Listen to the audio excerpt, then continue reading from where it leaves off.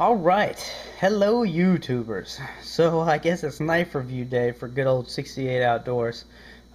Just I kind of had everything out. I'm kind of working on the lighting. We'll see how it all comes out for these. Um, so I'm kind of revisiting this. Dave Kenneberry put up a video today or yesterday about honing and kind of talking about knives. And every time I see a bushcraft knife or, survival knife or whatever you want to call it, I'd call it a large utility knife, really. Every time I see anything, even a Mora or just anything where I think, well, I need to get a better knife, for outdoors stuff. I use it pretty frequently. Winter's coming up. I always think, it'll be time to split wood and all that fun stuff. And every time I evaluate it, I think about my good old Glock 78 field knife here, and I think about getting something new. I just can't find any fault with this knife. Now, I know the steel isn't that great, and I know it doesn't hold that great of an edge, and so maybe it's not going to make, perfect feather sticks or something. But I always carry a second knife. I carry a Victorinox Soldier along with it, which if I really wanted to make feather sticks or the really fine detail stuff, I know that's not a fixed blade, and some people might, whatever, but it's always seemed to work well for me.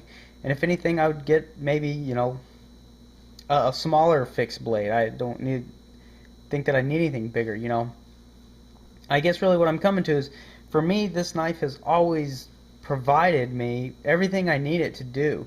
I did reprofile it. You can probably see where it's, been, worn down on this side to get a little bit flatter grind.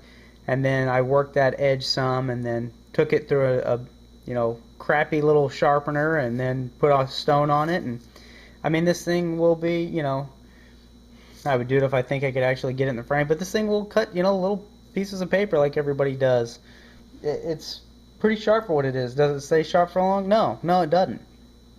But Dave Canterbury in that video brought up a point of, just honing your knife and keeping it sharp out in the field.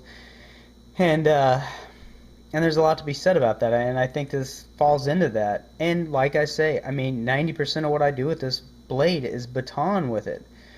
So, its thickness, which I also have ground this flat, I actually had to take a decent amount out of it, so I can strike a ferrocerium rod on it, so therefore it covers that too. Now, I do have to keep this oiled, which is fine, because in the Kydex sheath, it allows me to keep it oiled when I'm not, when it's sitting in the closet.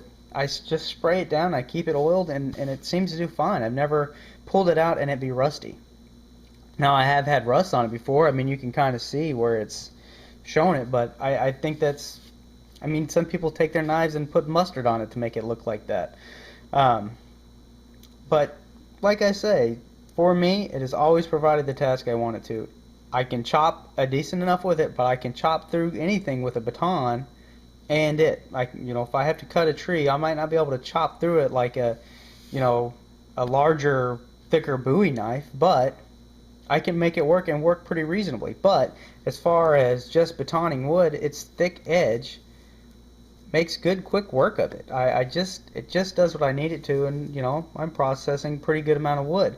Between a good saw and a Baco Laplander or whatever it is, it just works for me, and I think it works in a pretty good capacity. I think it's just not a sexy knife or something. I don't know what it is. It amazes me that not more people have it, that they more have, I could think of a dozen of them, that people have instead of this, and I see very few of this. The edge is kind of a problem. It does have to be reprofiled, and I think you can make good work of it, though. I think once you get it right, it holds a pretty good edge. And I mean, how much little work are you doing with your large Bowie anyways? So the length of this, I can split a log that, as big as that is. And that's about as big as anything I'm working. It'll go through a good 6-7 inch log pretty readily. I don't worry. I've never worried about that tip breaking.